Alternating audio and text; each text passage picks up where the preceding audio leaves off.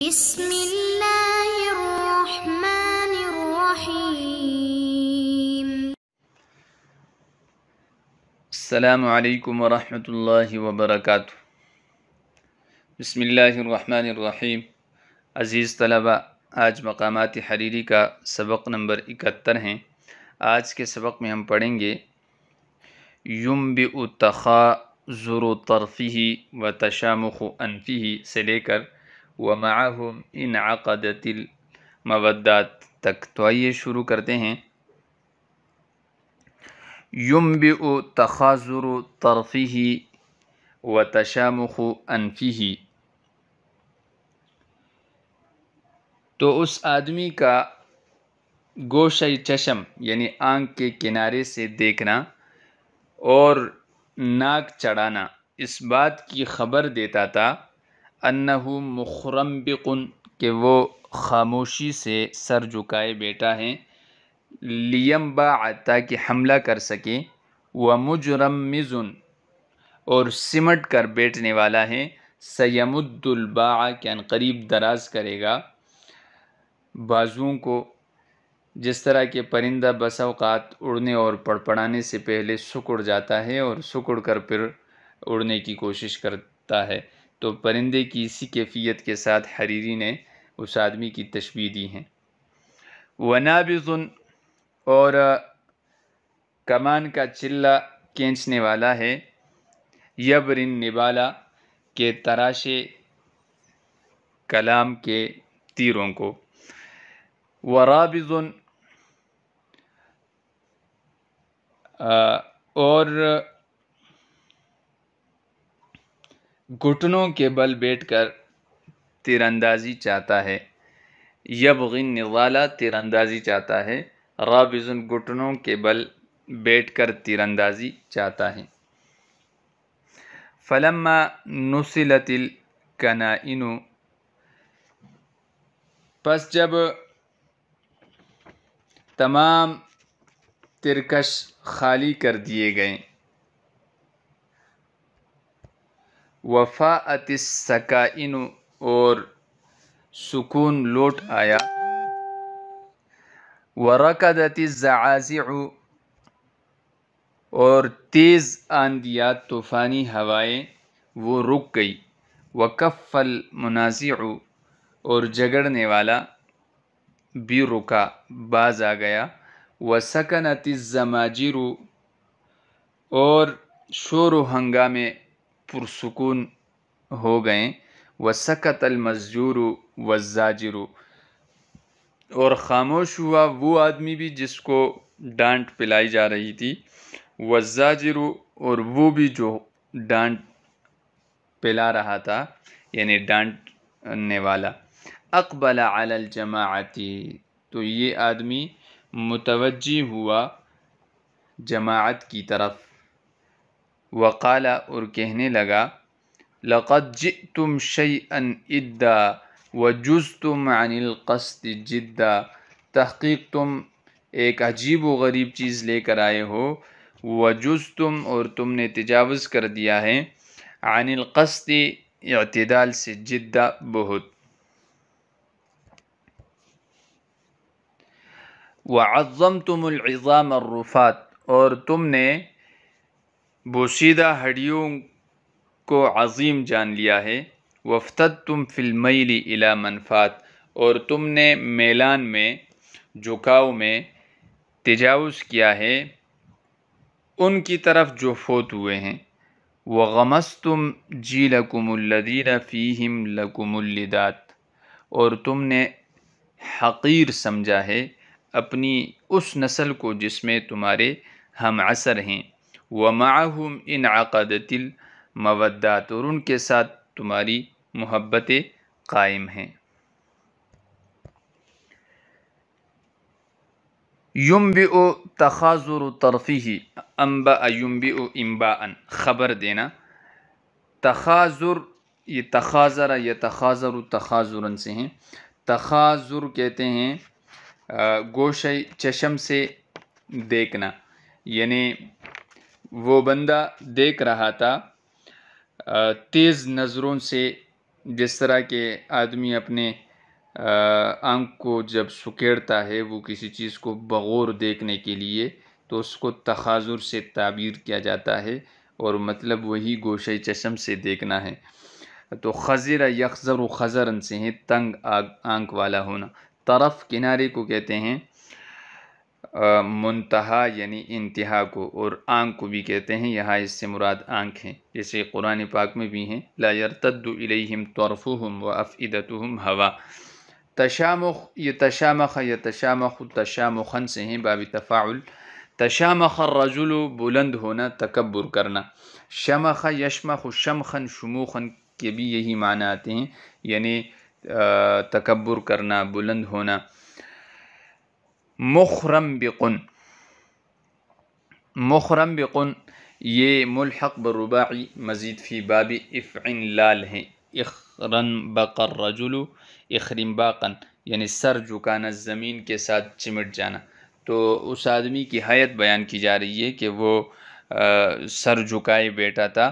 لیمباع، لیمباع امباع یمباع انبعاء باب انفعال ہے۔ انباع الرجل ممتد ہونا یعنی کسی کام کے لیے اپنے آپ کو پھیلانا۔ تو یہاں پر مراد یہ ہے کہ یہ آدمی سر جھکائے بیٹھا تھا کسی سوچ میں، جس طرح کے کسی مشکل کو آدمی سوچ رہا ہو اور پھر وہ تیاری کر رہا ہو اس کی دوری کے لیے۔ تو یہاں پر لیمباع اس نے سر جھکائے بیٹھا تھا اس لیے تاکہ وہ حملہ آور ہو اور ان لوگوں کے مقابلے کے لیے وہ میدان میں آئے۔ باع یبوع بوعا بخشش دینے کے لیے ہاتھ پھیلانا۔ تو جب کوئی آدمی خاموش ہو لیکن موقع پاتے ہی حملہ کرنے کا ارادہ رکھتا ہو تو اس کے لیے کہا جاتا ہے انہ مخرمبق لیمباع۔ ومجرمز، مجرمز ملحق برباعی مزید فی باب احرن جمع سے ہیں، صیغہ اسم فاعل ہیں۔ اجرمز الرجل سکڑنا، سمٹنا، لوٹنا، باغنا۔ تو سیمد الباع، باع پھیلائے ہوئے دونوں بازو کے درمیان کا جو فاصلہ ہوتا ہے اس کو باع کہتے ہیں۔ یہاں بازو ہی مراد ہے، جمع اس کی ابواع یا باعات ہیں، یعنی وہ سکڑا ہوا ہے، عن قریب پھیلائے گا دونوں بازوؤں کو۔ نابض یہ کمان کا چلہ کھینچنے والا، نبض ینبض نبضا نبضانا کمان کا چلہ کھینچنا۔ یبرن نبالا، یبری برا یبری برین تراشنا، نبال نبل کی جمع ہے، نبل کہتے ہیں تیر کو، یعنی وہ کمان چڑھائے ہوئے تیروں کو تراش رہا تھا۔ ورابض اور وہ گھٹنے کے بل بیٹھا ہوا تھا۔ ربض یربض ربضا ربوزا، گھٹنے کے بل بیٹھنا۔ یبغی وہ چاہ رہا تھا النضال تیر اندازی کو، نزال باب مفاعلہ کا مصدر ہے، ناضل ینازل مناضلا و نزالا، اور مجرد میں یہ نضل ینزل نزلا سے ہیں، غالب آنا، بازی لے جانا۔ آج کل نزال سرفروشی اور جد و جہد کے لیے استعمال ہوتا ہے، جیسے نضال سیاسی، سیاسی جد و جہد کرنا۔ مناضل سرفروش، جان باز۔ فلما نسلت الکنائن، نسل یہ نسل ینسل، نسل ینسل نسلا سے ہے، ترکش کو تیروں سے خالی کرنا اور تیر بکیرنا۔ کنائن یہ ترکش کو کہتے ہیں، مفرد اس کی کنانتن ہے۔ وفاءت سکائن، فاء یفیء فیئا لوٹنا، جیسے سورہ حجرات میں ہیں فقاتلوا التی تبغی حتی تفیء الی امر اللہ۔ سکائن یہ سکینتن کی جمع ہے، آرام اور طمانینت کو کہتے ہیں، وقار کو، سکون کو کہتے ہیں۔ رکد یرکد رکود، اس کا مطلب ہے ٹھہر جانا۔ الزعازع یہ زعزع کی جمع ہے، طوفانی ہوا کو کہتے ہیں۔ کف یکف کفن، رکنا یا روکنا، تو کف الرجل آدمی رکا۔ منازع نازع ینازع منازعتاً، منازع کہتے ہیں لڑنے والا، جھگڑنے والا۔ وسکنت الزماجر، سکن یسکن سکونا، پرسکون ہونا. زماجر یہ زمجرتن کی جمع ہے، ڈانٹ ڈپٹ کو کہتے ہیں. شور و ہنگامہ اور اسی طرح زور سے چیخنا وغیرہ وغیرہ.